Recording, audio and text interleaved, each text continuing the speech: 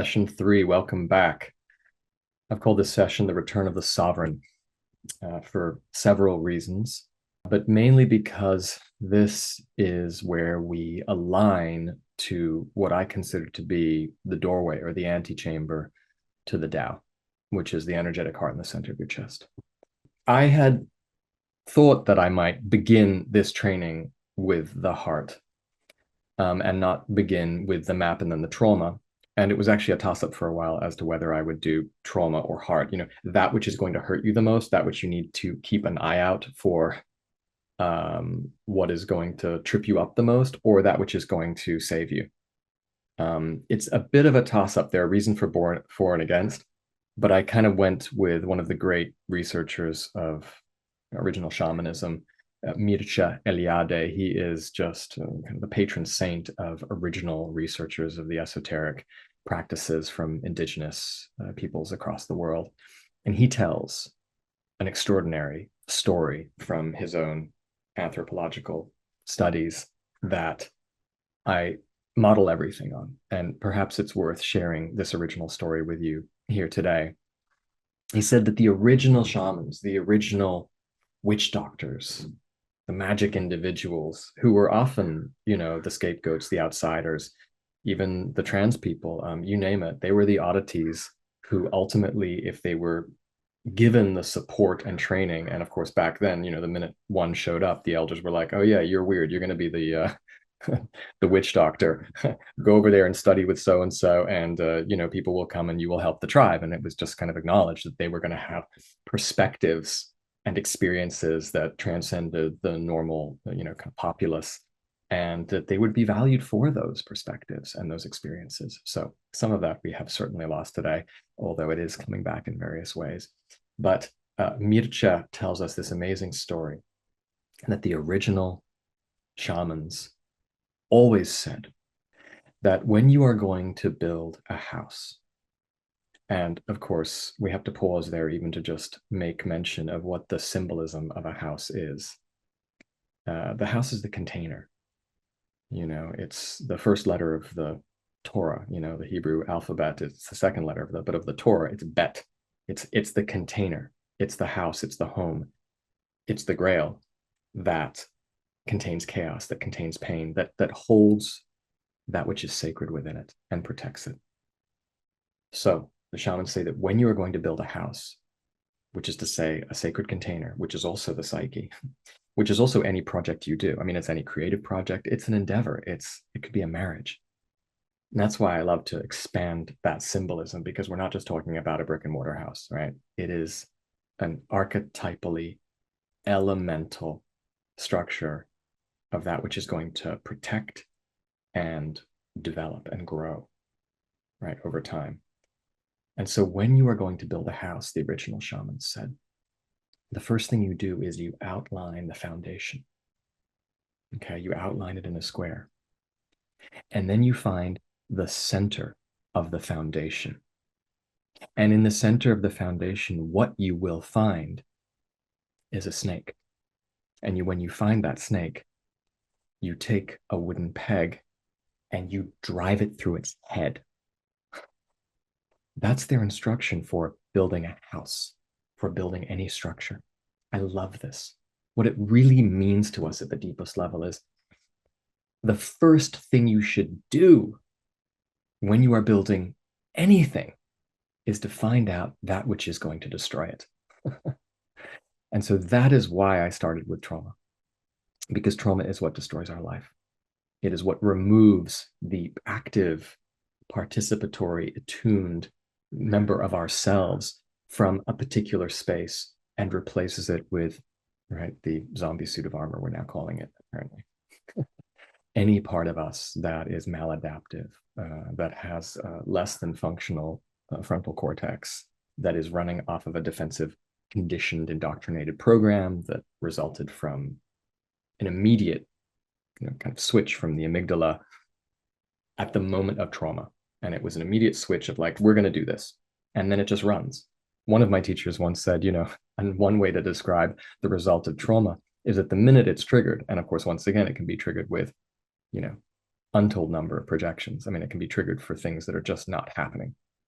You get cut off in the street. I mean, the amount of things that will trigger us into a defensive state are innumerable, and they keep spreading, unless they're healed. And one of my teachers said that whenever this happens, it's as if we say, hold on, I'm not ready to respond yet. And then we take our shoes off and we put on a size 4 shoe from when we were like 4 years old. And we say, now I'm going to respond from the size 4 shoe. I always thought that was a kind of an amusing analogy for the level of development that we then bring to the table as a result of being triggered. We bring a size 4 shoe. We bring us at 5 years old, at 7 years old, at 8 years old, at 10 years old. There's always going to be a debilitated, primitive version of ourselves. And so, to go back to Mircea, we started this training with trauma because that is the snake that is going to take the house down, right? And what we want to do is we want to drive a peg through its head. And I'm hoping that through this training, you will learn not just how to do that, but ultimately, of course, to heal it. I don't think the shamans at the time understood what we're talking about. They would do things in a ritualistic sense. It was more placebo oriented, but we won't get into that. And incidentally, as we're talking about houses, it might be worth me just mentioning how that also ties in with the old fairy tale of the Three Little Pigs. As you guys know, I'm a huge fan of archetypal literature and fairy tales and myths and mythology and anything that is coherent with psyche. And of course, in the modern world, we have untold number of stories that are not coherent with psyche. They're completely derivative and degraded, right? And every time we read a story to our child that is not coherent with psyche, we're essentially inculcating into them a degraded version of the hero's journey in any way, shape, or form. And so it's really important, and I have some on my website, and I encourage everyone all the time. People like Elsa Beskov, she was writing unbelievably coherent stories for children. Winnie the Pooh, to a large degree, Brambley Hedge. There are many, they're out there. And so the Three Little Pigs was another great example, right? The Three Little Pigs is, it's a story about our shadow. It's a story about the snake that we have to drive a peg into, the dragon, you name it, because it's the wolf, right?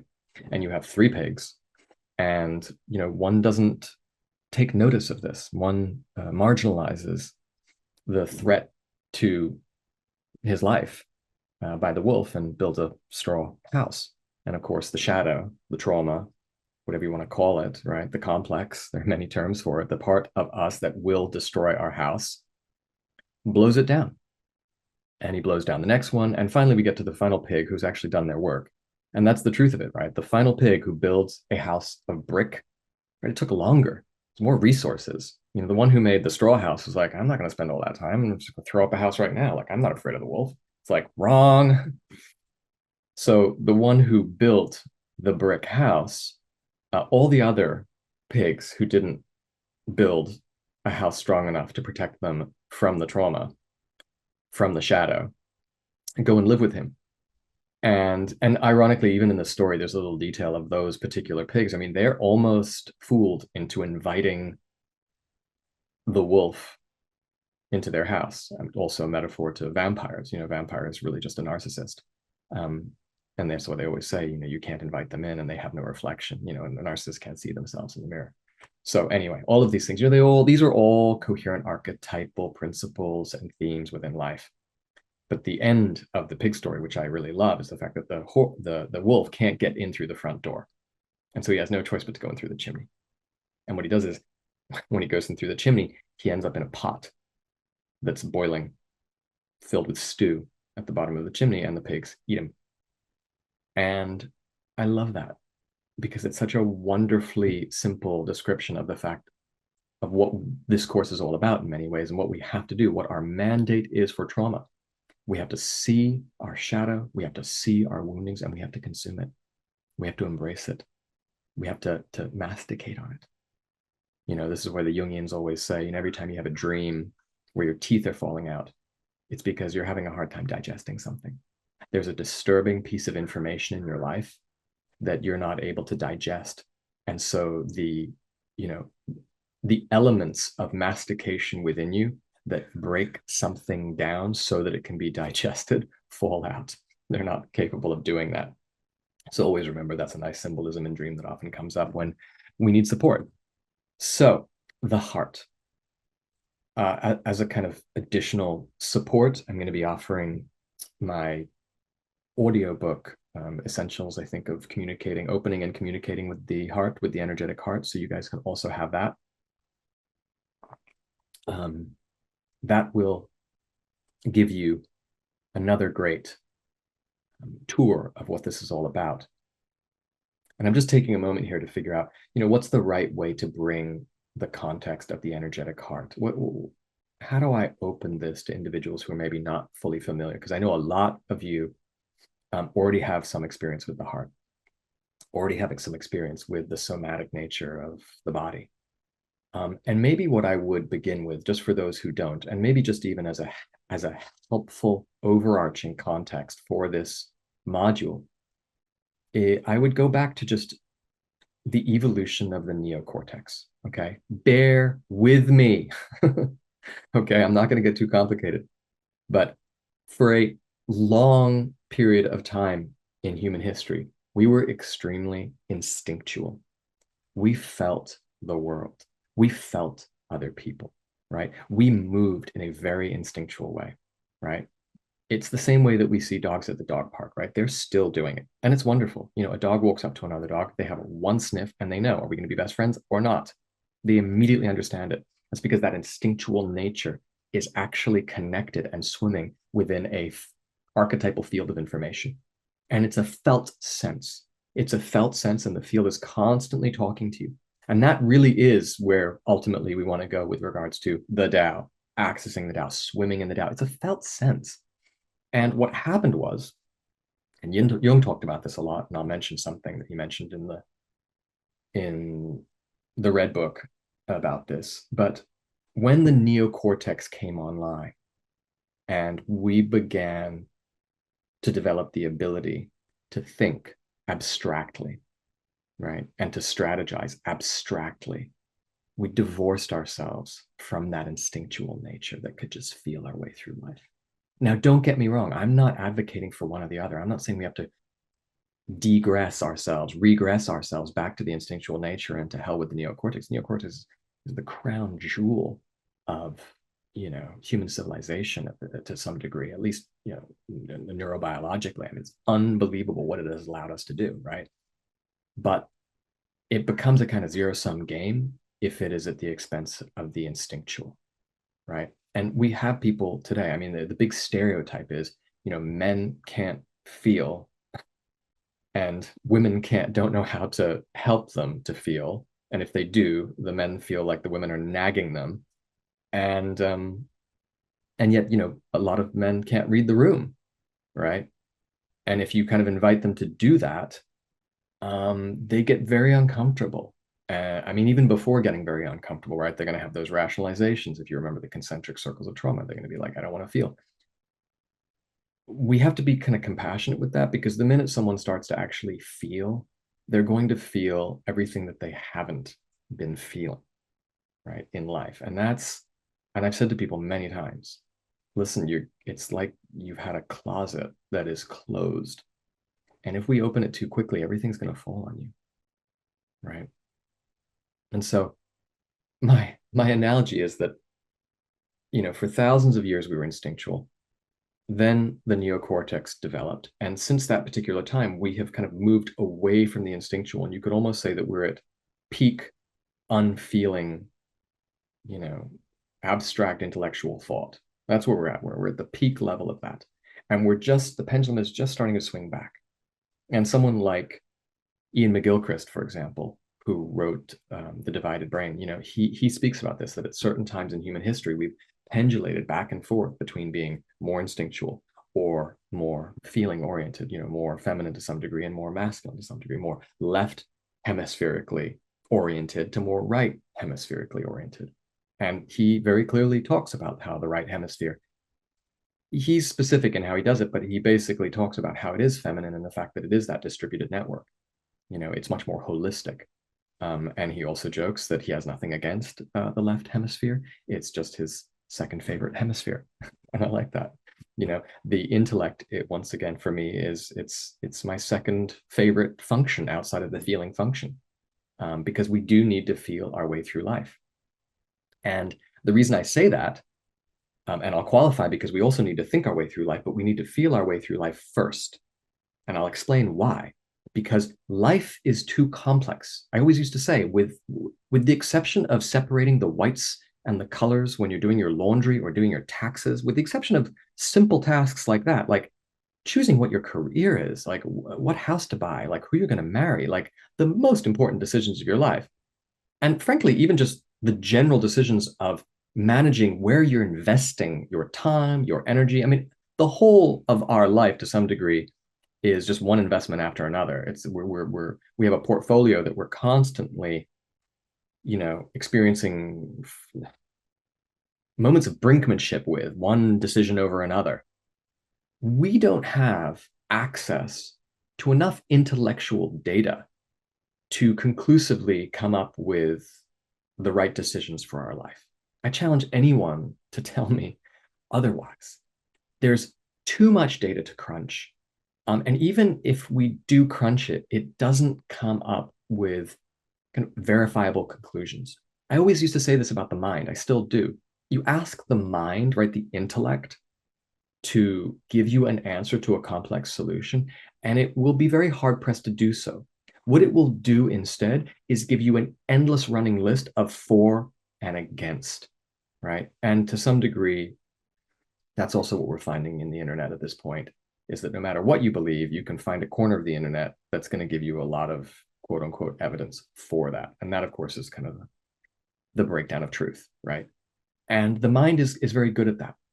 That is an existential challenge of the mind. And I talk about it and write about it actually in one of my books called The Will to Surrender, which you can find. And how the antidote to the endless back and forth of mental diarrhea, essentially, is the feeling sense, specifically with the energetic heart. Once you bring the energetic heart online, you're not going to come up with intellectual solutions to your problems. You're going to feel, right, sensory revelations. The energetic heart and the body itself, the body proper, it expands when things are good and right, and it contracts when they're not. It literally plays the warmer, colder game with you and your life. You start to move in a certain direction that's right for you, you're going to feel warmer. Your heart's going to expand. Your shoulders are going to drop, right? You're going to get a little nod from your heart. Like, that's how it works. And when you move into things that aren't right for you, you're going to get a shake of the head. And too many individuals today really struggle with that. And so much of it is because of conditioning, right? Our conditioned self, what we think we should do, what we're supposed to do, and of course, our traumas, all of which overlay the intrinsic, very innocent, almost childlike sensory response to the right path.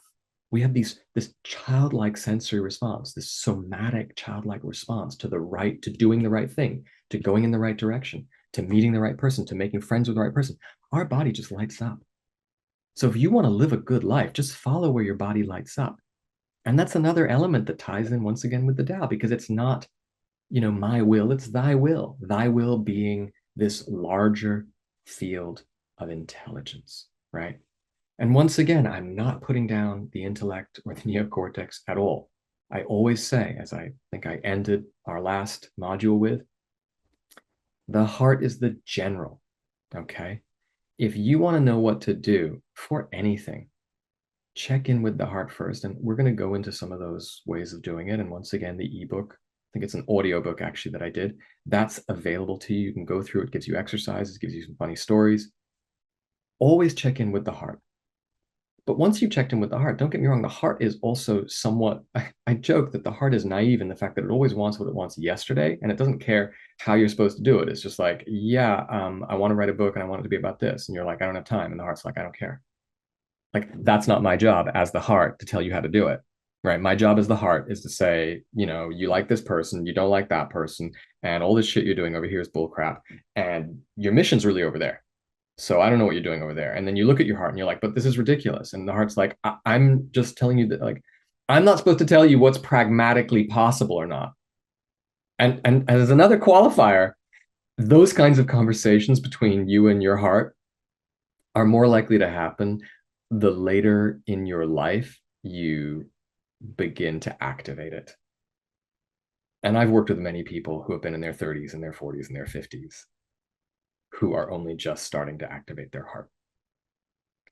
And what happens is the heart shows up after you've built an entire life, complicated, filled with scaffolding and structures that you have to keep moving and keep investing in. And the heart shows up and says, wow, yeah, I'm not interested in like 2/3 of everything you're doing.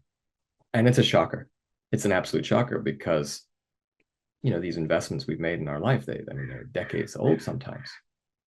And so it almost feels a little bit ludicrous that the heart might show up and just poo-poo the entire thing.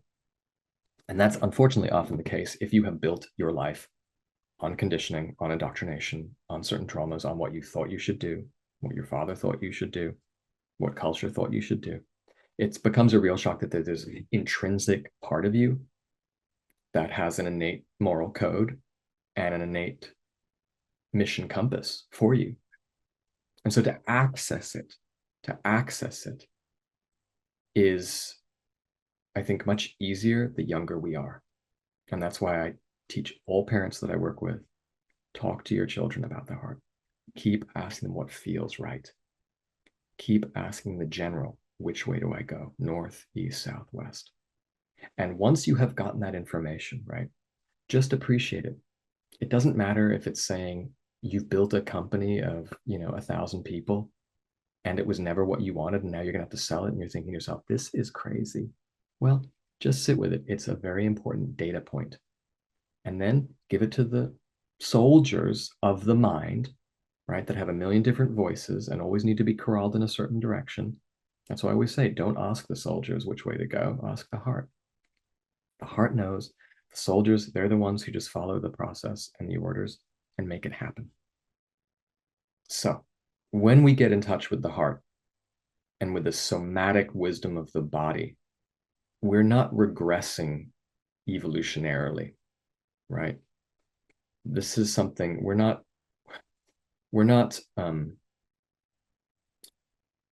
a different way of putting it is that we're transcending the intellect. We're going beyond the intellect. We're not going backwards into the somatic and marginalizing and suppressing it. We want to just put everything back into what appears to be, this is almost a quarter of a century of certainly my experience and all of the individuals I've worked with in all forms and all echelons, in a right order. And so that's why I call this module The Return of the Sovereign.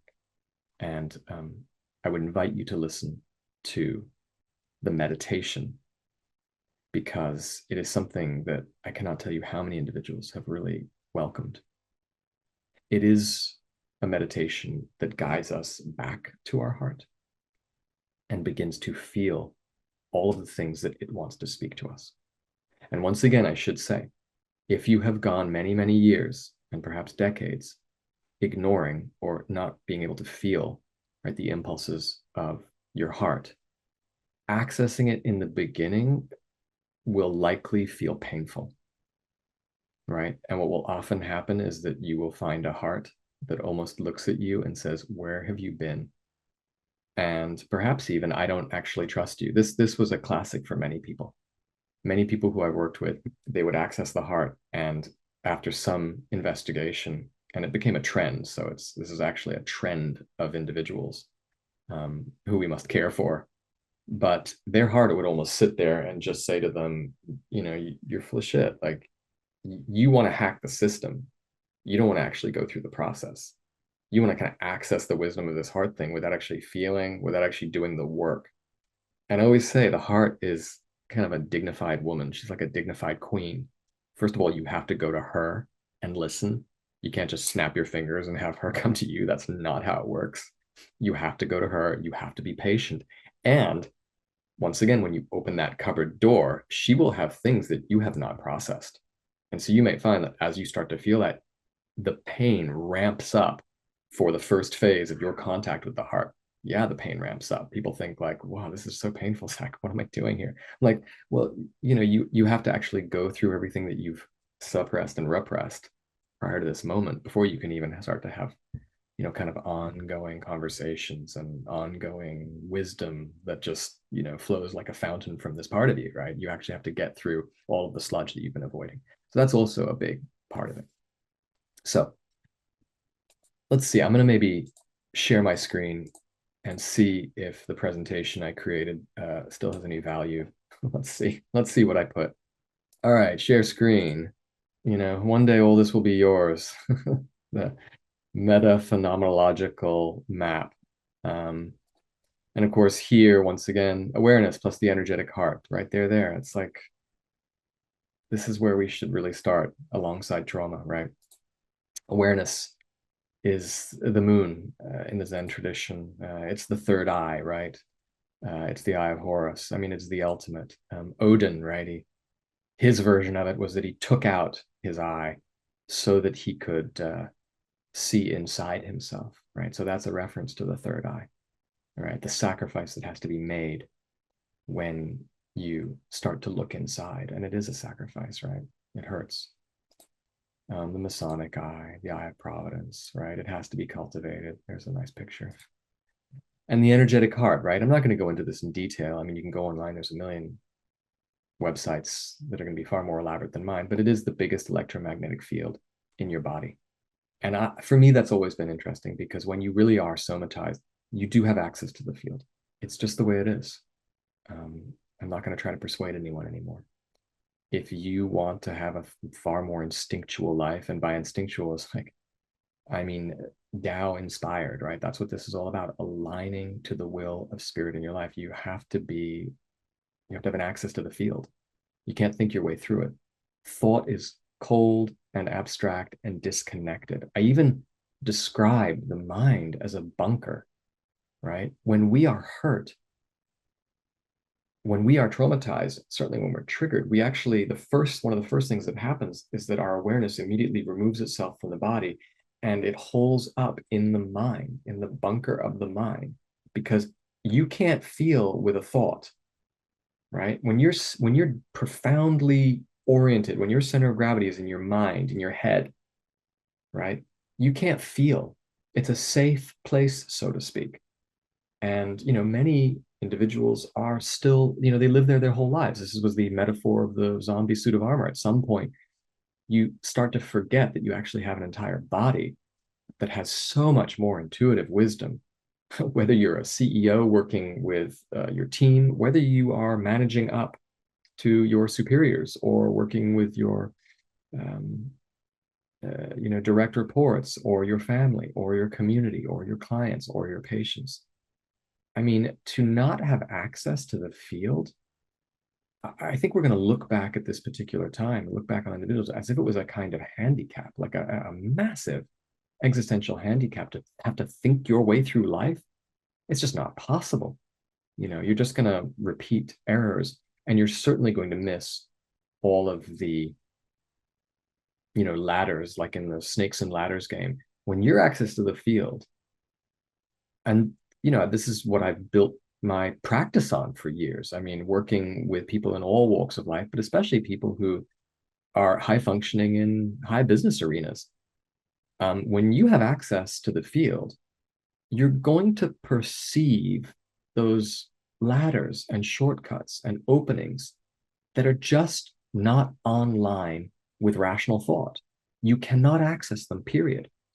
Another way that I used to describe this was that if you're orienting your entire life only through the mind, you're working on one chessboard. And when you access the body and the soma and the energetic heart, what you find is that it's almost as if you start to look at that chessboard from a different angle, and it begins to concertina itself like an accordion outwards. and you recognize that there are two other boards and it becomes three-dimensional, if not four-dimensional. And it's absolutely shocking, absolutely shocking. And it's completely life-changing. Another metaphor, one of my original clients who was, extremely successful working in the movie industry, she said to me, this whole process of transitioning from the head to the heart and integrating them both. She said, it's almost as if I feel like I've been driving in my car, holding the wheel with one hand and this paper map with another. And what you gave me was a GPS system, like a sat nav right there in the car that had access to all the maps, and then I could just tap things in, like a kind of wave app that would give me shortcuts at any one moment that could have this dynamically steering shortcut ability. And she was right. I mean, that was a great metaphor. I agree. And I just want to keep impressing this on people, because these are the intellectual scaffolds that you need to have prior to going in. Because when you go in, it's going to be painful. Well, with all due respect, you're going to have to, that's maturity, right? You're going to have to grow up a little bit. You're going to have to actually feel that pain and get through that. But whatever you do, don't think for a second that just because you feel emotional pain, when you begin to descend your awareness into the body and into the energetic heart, that you're doing the wrong thing. Don't think that. The correct thing to be thinking is, I have repressed and suppressed this my whole life, right? My psycho-emotional pants have been down my whole life. And by descending my awareness into the body and beginning the process of actually metabolizing and processing and then bringing things like the energetic heart online, I'm actually pulling my psycho-emotional pants up, my psycho-emotional socks up. I'm actually getting in that gym and I'm no longer being afraid of the bar, right? If you don't have access to the energetic heart, then psycho-emotionally, you can't lift the bar. You're in the gym and that's where you're at. And so my invitation, of course, with homework is going to be that you practice this, that you absolutely practice this as if you were going into the gym. So I'm not going to go into this, but I mean, the amount of data that we have, circulating cortisol, I mean, systolic and diastolic blood pressure. I mean, you name it, right? You bring the heart on, you start to actually feel, you bring your awareness into your body. Oh my God, everything gets better. It's a joke. So I'm not going to get into that. You can see it in a million other websites that are going to do it better than I am. I'm just going to play with this idea of, in a way, the heart is the sun and the moon is your awareness, right? When you talk to the Sufis, and they do the practice of remembrance, that is speaking into the heart, right? The esoteric branch of Islam that I have enormous respect for and studied with for some time. You're taking the moon of awareness in the Zen tradition, you could say, and you're blending it with that fiery ball of sunlight that comes from the heart. And what I like about that is you put the awareness and the heart together and you get the Vesica Pisces. What does the Vesica Pisces mean in a symbolic, unconscious, archetypal level? Well, it's the ichthys, right? Which is the fish of Christ, right? Now, it's the fish of Christ prior to Christ, right? Christ came after the symbol, and I'm not putting Christ down. I'm just saying that it was there prior to Christ, right? The Christ is the Christos. It is to be christened, right? And it is to be christened with an oil, right? That's what it actually is. It's an oil christening. And what the oil really represents at the earliest stages is that was the first time in which the candlelight could burn all night long through the deepest of darkness. That's what it really means. And the fish, of course, it survives underwater, water being emotion, right? Poseidon, the great unconscious, the ocean. The ocean is emotion, energy in motion, right? And so the fish has always symbolically, for the unconscious, been the symbol of that part of us that is courageous enough, that is Christ-like, that can go deep into the darkness of ourselves and can breathe under that water and come out. That's what you're doing when you access the soma, when you access the energetic heart. You're becoming a fish. You're learning how to breathe underwater, right? And it's our birthright. So, okay, so energetic heart comes in, unlike the sun. That's the energy that we're going to use to address all of these traumas, right? And yes, the powers of the heart are healing, it's the generation of energy. I might say a little bit more about that. And then navigation. It can provide answers to your life questions. Okay. And some of the heart-generated antidotal emotions, which should be obvious by now: compassion, forgiveness, care, love, equanimity, trust, gratitude.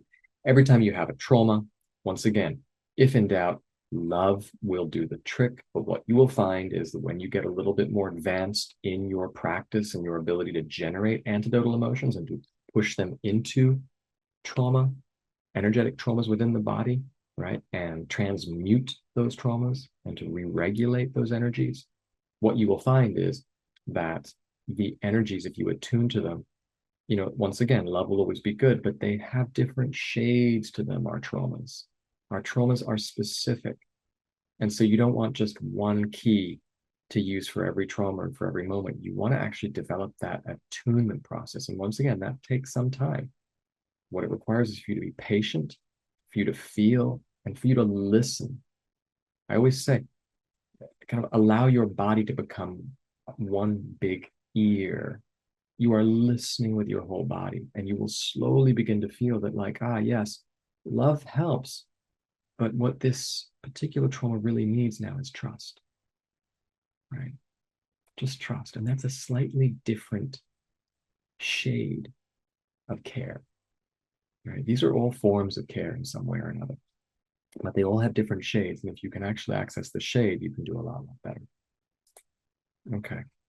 So now what I would do is I would say, please go and listen to the sovereign meditation. Before you do, I might give a little gauge, but I might just invite you guys to listen also to the essentials of opening up your heart. And let me see. Yeah, let's talk about this for a moment. All right, so this is going to be my practice for you. Okay, if you can see this, right? This is opening and communicating with the energetic heart. I'm going to give you a quick kind of overview of it, and then you can listen to the audiobook that comes along with this, and then you can explore it. And I've got the instructions at the bottom here. And so this is how you begin to connect to your energetic heart. There are going to be two practices that I'm going to offer you. Okay. One is the sovereign meditation, and one is asking and receiving questions from the heart. It's slightly different. Okay. So we're going to start with the asking questions and receiving answers from the heart. You will find this in the audiobook that's attached to the training. And very simply, what it is you get into your meditative posture, you take a few deep breaths, and you begin by feeling your biological heart on the left side of your chest. Right? You actually need to feel that beat. And if you can, you need to feel it just expand across your shoulder girdle, maybe into your arms, even until your hands are slightly pumping. Right? That means you're at the beginning stages of somatizing yourself, right? At some point when you feel like you're really there, you're going to bring that awareness into the center, right? So you're becoming even more sensitive, not just of your physical heart, but of your energetic heart. Once you start to feel your energetic heart, okay, this is where the sovereign meditation might come useful. You may feel things immediately there that you have not been addressing. My invitation is feel them and see what they are connected to in your life. Then write it down, right? This is your heart. This is the navigation, sat nav of your heart, your energetic heart. It's constantly giving you signals and impulses about who, what, why, where is not quite going right. Or even better, things that are coming down the line that if you just tweaked and took care of in advance would make things dramatically better. I mean, I sit pretty much every Sunday at the very least. I mean, I sit throughout the week, but with regards to this particular meditation, I sit at least every Sunday or Saturday. And I go through my whole life.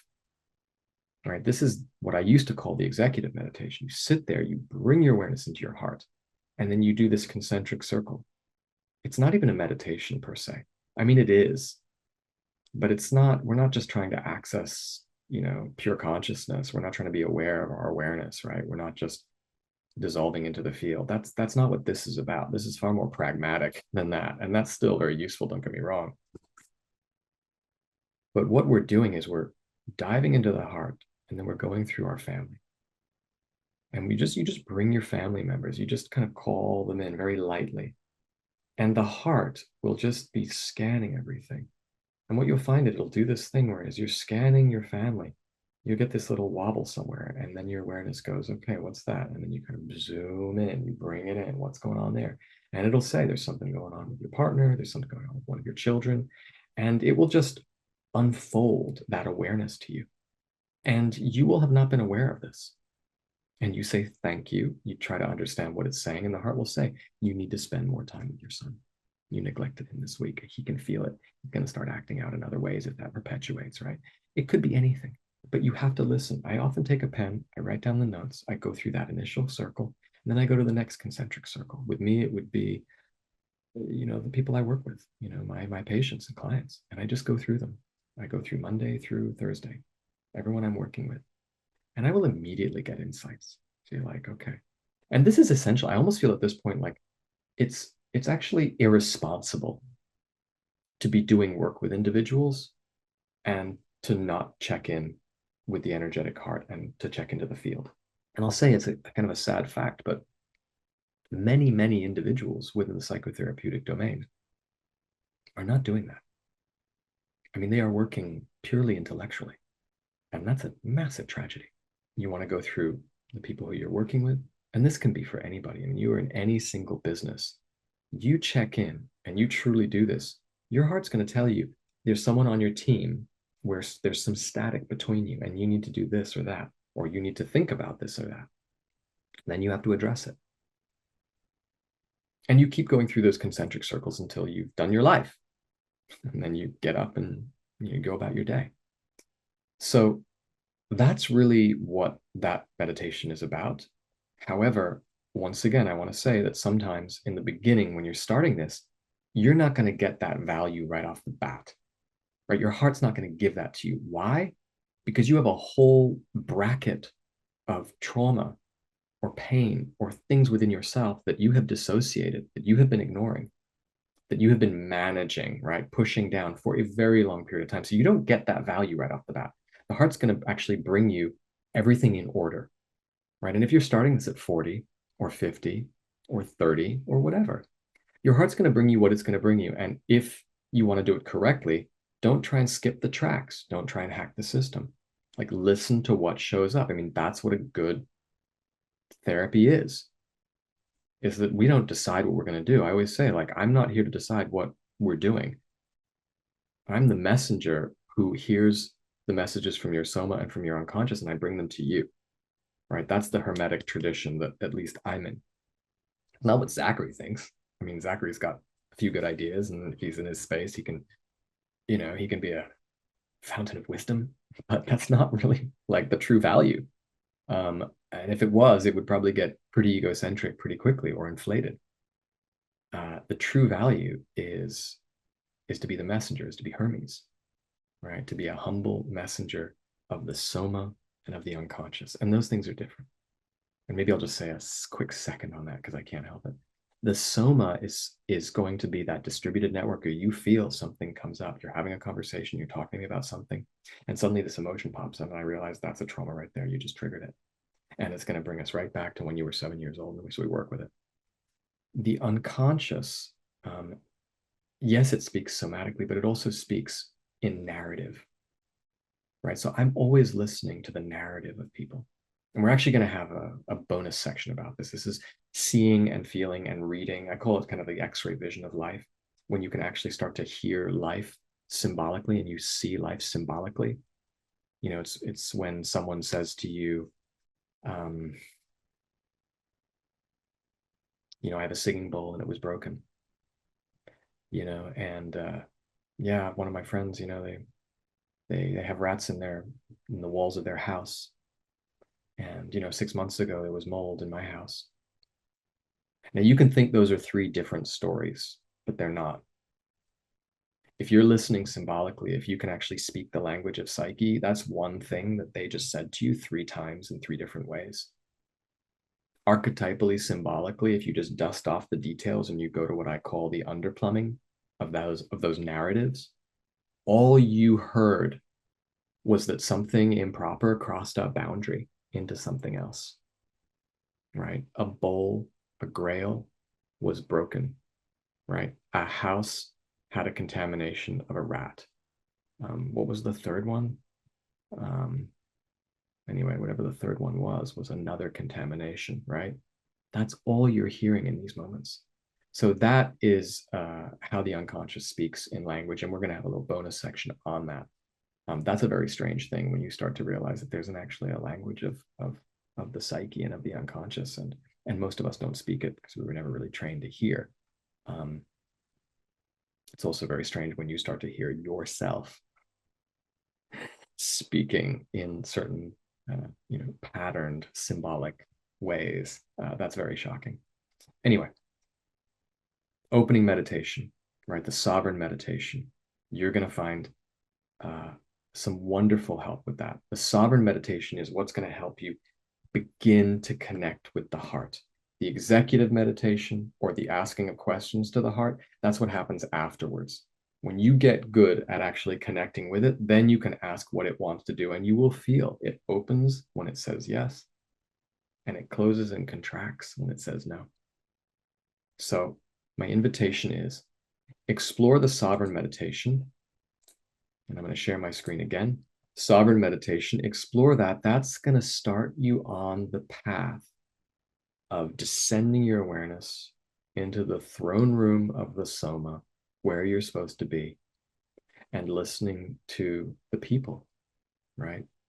In your kingdom, your inner kingdom, your subpersonalities, your inner children, your wounds. They're all going to be shouting and screaming and asking for your support when you descend in there and you actually take your rightful place on the throne of yourself, right? The sovereign meditation will help you with that. And I would invite you to do it over and over again until you can start to understand how you can actually untangle the pain in your body. I mean, this is another crazy thing that I've only just realized. Until the age of 25, I was in pain. I was in enormous pain. I mean, I would just walk around and I felt like I had a cannonball that had hurtled through my chest. And then when I started to actually do the work of healing, which the book, The Will to Surrender, is really all about, it's actually a journey for anyone who really is stuck in an existential breakdown and crisis. That's maybe a good book for them because it shows a way out of some of the most, gnarly ways in which we entrap ourselves. But I was in tremendous pain and I got out of it. And of course, I've maintained what feels like a very, wonderfully sparkly system for the majority of my weeks and months. Obviously, stressors arise all the time, and then I have to take, as we all do, evasive maneuvers. I have to process. I have to do my laundry. I have to brush my energetic teeth, so to speak. And I'm constantly working to maintain that kind of energetic effervescence in my heart. And what is shocking to me is the fact that I often forget. I walk out to the world, and it takes me a moment to realize, my God, most people are actually walking with tremendous amounts of pain in their body. And I forget this. And when I meet people, of course, that's one of the first things we work on, and you can feel it when you're accessing the field. You say, my God, you feel that there. And I'll say to people all the time, it's right in the solar plexus. Wow, your power has really been undermined in various ways. And let's work on that. Or your energetic heart, my God, or your throat. So I just want to be clear, like that isn't how we have to live with pain in our torso, whether it's conscious or unconscious, or whether we're escaping it into the mind. So we're in pure rational thought, right? Not because it's better or more effective. Those are the rationalizations. The truth is because we don't have any psycho-emotional muscles. We have not become the fish. We've not been taught how to descend into the waters of the Soma and breathe there. Most people can't breathe underwater in the Soma. And so that's what this is all about. Once you have done that, once you have started to do that, then, and once again, the ebook or the audiobook will help you with this, opening and communicating with the energetic heart. Please do the exercises. I mean, here it is. I'll give you just a quick one, right? I said that I digressed and then I never came back to it. You feel the beat of the energy of the biological heart. Once you're there, you somatize yourself. Bring your awareness into the energetic heart in the center of your chest. Bring yourself to complete stillness. Then drop a question into the energetic heart as if you were throwing a pebble into a still, placid lake. and you ask the question, and what you will feel is that that first question, it will create ripples in your energetic heart. And you put it on a scale of 1 to 10. I found it's just the most easiest thing to do, with 1 being kind of a cold, contracted no, and 10 being this kind of large, expansive, warm yes. And it's true that if you're right in the middle and you get nothing, if you just get nothing, either you haven't practiced it enough and you're just a newbie. But I usually find, like, every time I do it with someone for the first time, there's usually beginner's luck. Now that I'm explaining it to you, it might be difficult for you to do it there, so because you know what's going to happen, so you're going to kind of get in the way. But whenever I've done this with someone in the beginning, like, you do this to someone as an exercise, the heart will always respond to them first. And that's the beginner's luck part, because they haven't gotten the way yet.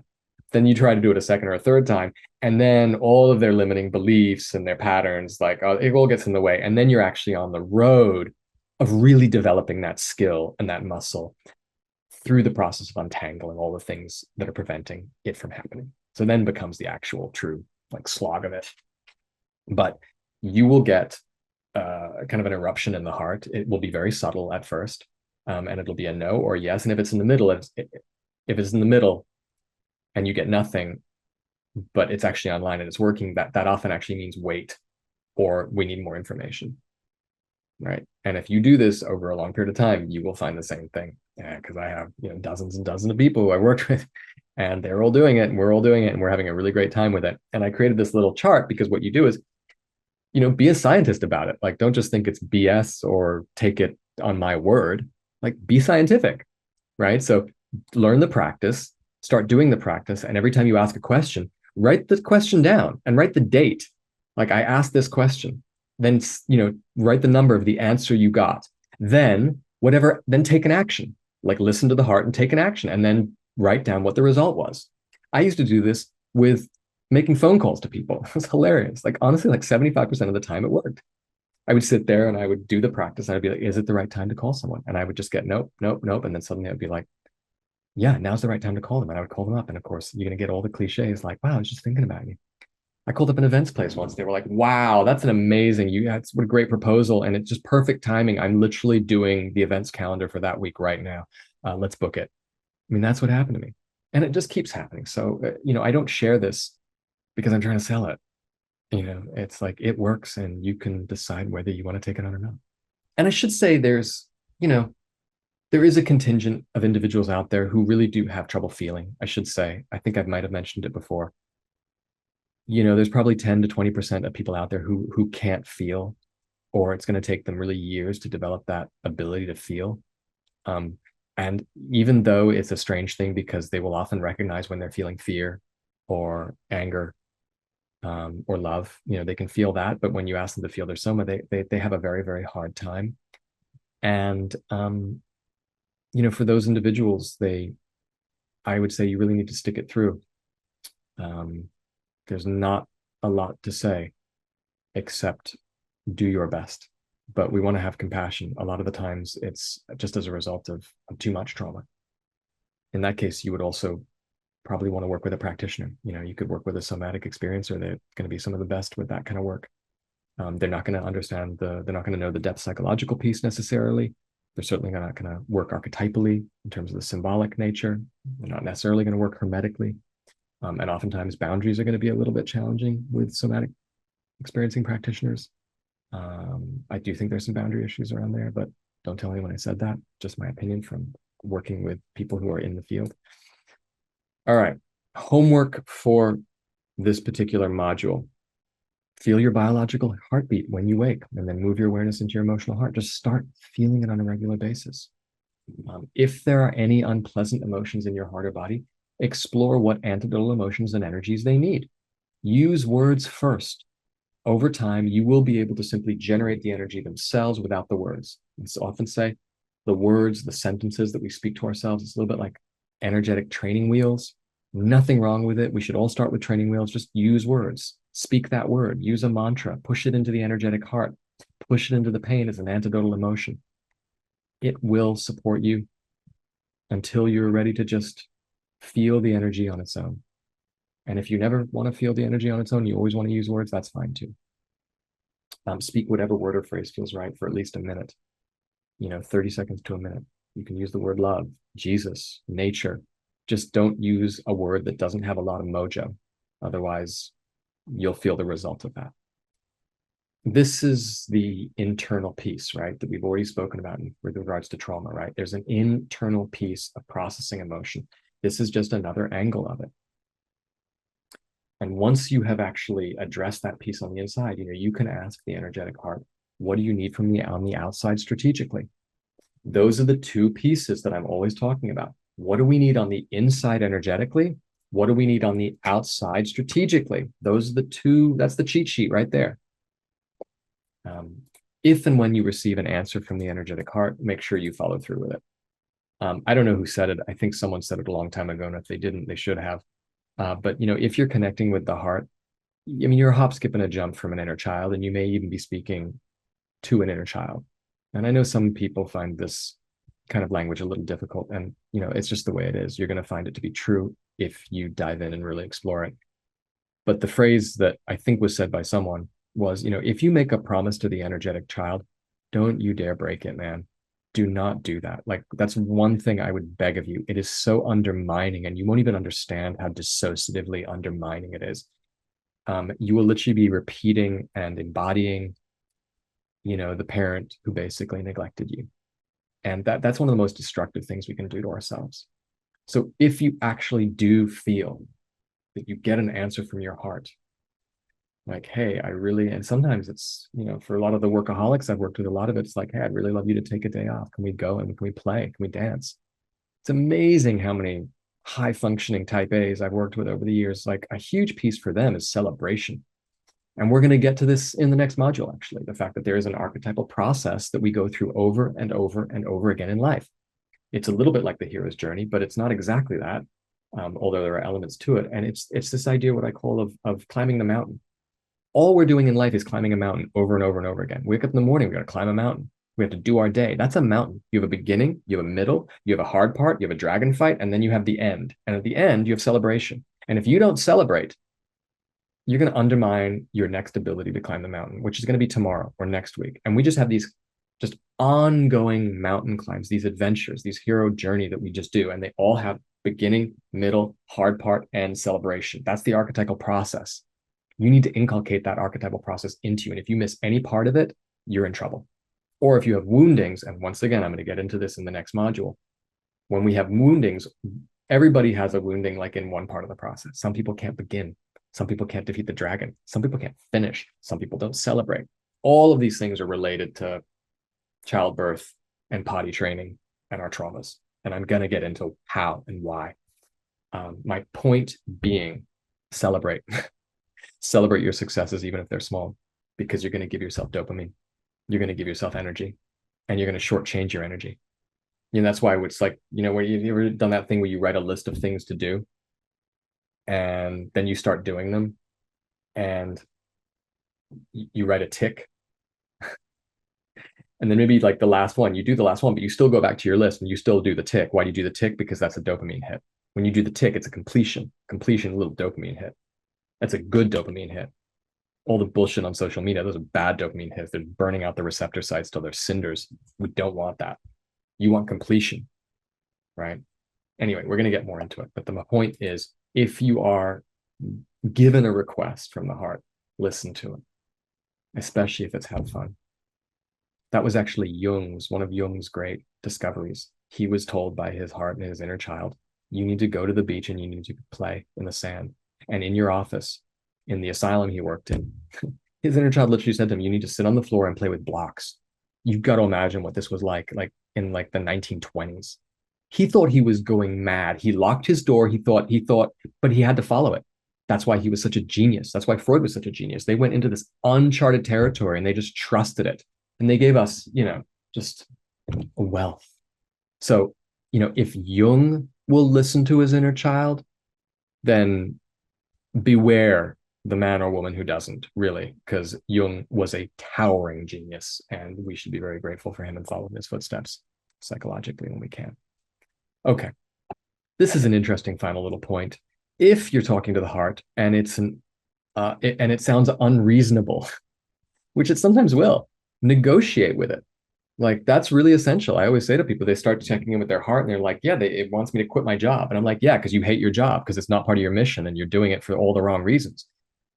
And yes, your heart wants you to quit it, but like you need to probably wait. You need to wait until like the right, your stock divests or, you get pregnant and then you get paid maternity leave. And then when you come back, you quit or something. I don't know. But you know what I mean? There's like a strategic way to do this in the right way for you. Like negotiate with the heart. The general is not going to give you the details. The general is just going to get the fuck out. You need to trust that. But don't think it's a despot. You need to say, all right, I hear that. That's a really important data point. There are other data points. I'm not ready. We haven't got something else set up. I need to make sure my finances are covered. The heart will work with you. You just take all those elements and you roll it back in. You keep being strategic. I might offer another bonus section at the end that I call systemic decision making. I don't think I'm going to bore you with it now, but systemic decision making, it really talks about all of this stuff. It's like, how do we really operationalize these very challenging, complex decisions in our lives? And I have a good way to at least start doing that. But for now, the point is, if you start hearing certain things that just seem ludicrous, talk to it, right? Don't just throw the baby out with the bathwater. Don't just say this is crazy. Listen, keep the conversation going, negotiate. Our heart and inner children want everything yesterday, and it's up to us to hear the wisdom and take measured steps towards it rather than jump to the conclusion that it's not possible and throw the whole idea out. Do this twice a day if you can. I mean, in the beginning, and I don't know many people who are this kind of diligent with the work, but if you can check in with your heart in the morning and the evening. In the morning, you're preparing for what's coming. I always say, if you're somatically connected to the field and you can read archetypal symbols that will come to you, you will always get a heads up for your day, especially if something bad's going to happen, right? You will always get a heads up. You'll get a dream. How many, I mean, you'll walk to your office through the garden and you'll see a dead bird on the ground. That's useful, right? That's useful to see those symbols and to think to yourself, okay, this means something might be coming, and it allows you to steel yourself and prepare, right? I do believe if you can really, really see life clearly, we are given more heads up than we usually give life credit for giving us. So in the morning, check in, just even if it's a minute, just scan your day. You will get a little flutter from your heart around like, yeah, session 2, make sure about that. You're having a meeting with so-and-so, you need to prepare for that. And then in bedtime, how did I do? And you just let your heart just float over your day. And it's going to bring you celebratory elements, and it's going to bring you pieces where you faltered, you weren't quite right. And you want to be brave enough to receive both of those. And what you'll find as well is, once again, there are going to be patterns within them. They're going to trend. That's what's so wonderful, I think, about this part of the work, is the fact that you're not going to get over time an endlessly infinite number of things that you need to take care of. You're going to get your archetypal patterns. You're going to get your traumas, and they're just going to repeat over and over and over again. If you can dust away the situations, you're just going to see there it is, more boundaries broken, more contamination, more of me not listening, more of whatever it might be. So trust that if you keep allowing that deeper wisdom to saturate your awareness, it's going to become simpler and simpler in terms of patterns, in terms of trends, all of which will be, once again, guiding you to deeper internal layers of healing and hero's journeys on the outside that you need to take and embrace. Practice, practice, practice. The stronger you are at generating healing energy in your heart, the deeper the wound you can heal in yourself and those you love. Yes, this is an important last piece, and then we'll end. Remember, the heart knows where to go. It will not fail you. It will guide you right, except when it comes to your traumas. And that's the interesting piece, right? Your heart will always guide you right, but you have to pattern out your traumas, because the heart will actually guide you into traumas. So just know that, right? And so we have to kind of acknowledge the fact that we are going to be calling in those repetitions to those receptor sites. Even more important to do the inner work of healing when we're triggered, and to know that those external heroes' journeys, like the planets, are going to keep orbiting us. And what we want to do is prepare for it. So the one who can't speak, we want to know that there's going to be an opportunity where our voice is going to be shut down and we need to speak up. For those who accommodate the boundary crosser, that planet is coming around again, and we need to prepare the right language, the right actions to hold back the boundary crosser. And every time that we successfully go through that whole process of going inside, of healing, of meeting it on the outside, having been prepared and going through it, we integrate a huge part of ourselves that has been dissociated, and more empowerment, more self-respect, and just a better life on all fronts. I think that's good for now. Great to see you guys. I'll see you next session.